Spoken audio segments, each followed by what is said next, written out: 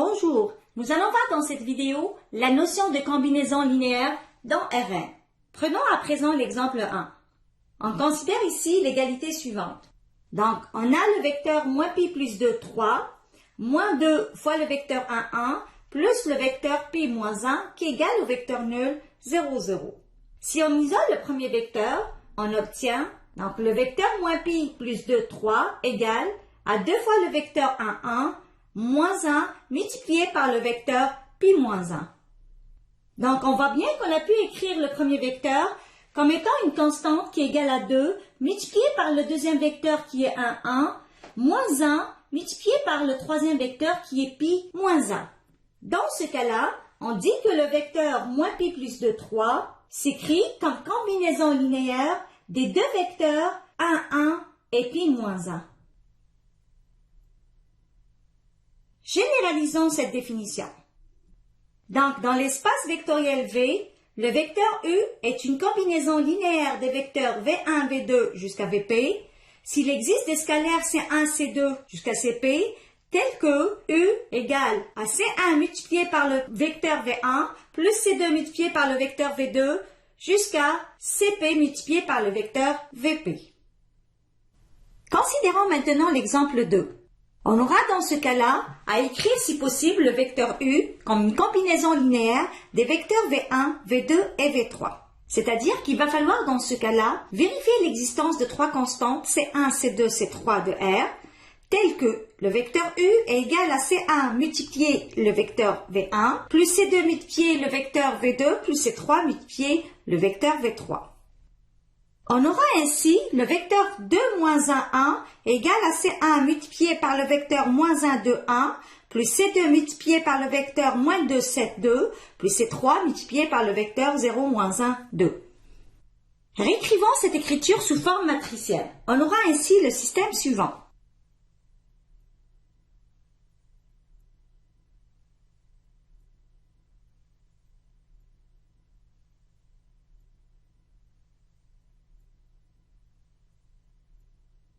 Pour la résolution de ce système, on propose la méthode de Gauss-Jordan. Donc, on aura dans un premier temps à déterminer la matrice augmentée associée à ce système.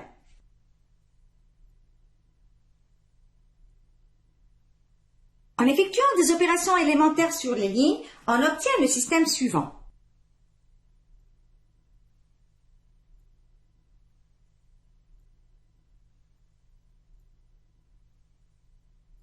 En réécrivant les deux systèmes équivalents, notons le premier par 1 et le second par 2.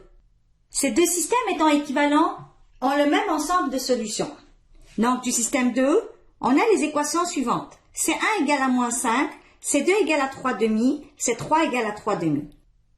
Ainsi, on a pu déterminer des constantes C1, C2, C3 telles que le vecteur U s'écrit comme étant moins 5 multiplié par le vecteur V1 plus 3 demi multiplié par le vecteur V2, plus 3 demi multiplié par le vecteur V3. Donc, le vecteur U s'écrit comme combinaison linéaire des vecteurs V1, V2 et V3.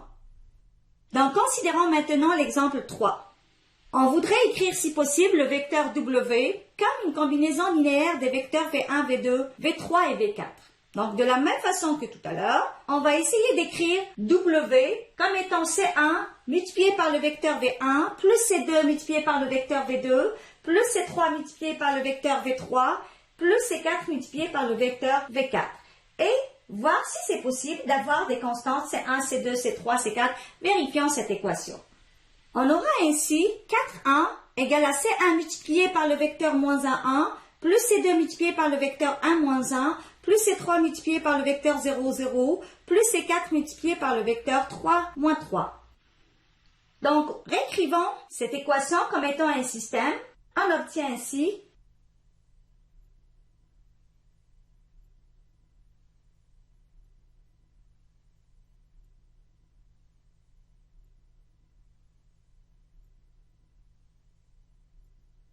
de la même façon que dans l'exemple 2, on va procéder par la méthode de Gauss-Jordan pour la résolution de ce dernier.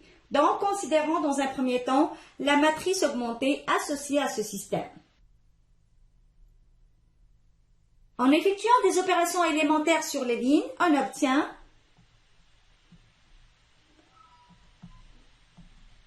Donc, on voit bien que les deux systèmes sont équivalents, donc ils ont le même ensemble de solutions. Donc, on a les deux systèmes équivalents suivants. Notons le premier par 1 et le second par 2. Du système 2, et à la deuxième équation, on a 0 fois C1 plus 0 fois C2 plus 0 fois C3 plus 0 fois C4 égale à 5. Donc, c'est une équation qui n'est jamais vérifiée, quel que soit C1, C2, C3, C4 dans R. Donc, ayant un pivot dans la colonne de droite de notre système échelonné, le système est incompatible. Donc, il n'admet pas de solution. Ainsi, le vecteur W ne peut pas s'écrire qu'en combinaison linéaire des vecteurs V1, V2, V3, V4. En résumé, nous avons pu aujourd'hui définir la notion de combinaison linéaire dans R1. On a aussi vu à travers des exemples comment démontrer ou comment écrire un vecteur comme étant une combinaison linéaire de plusieurs vecteurs.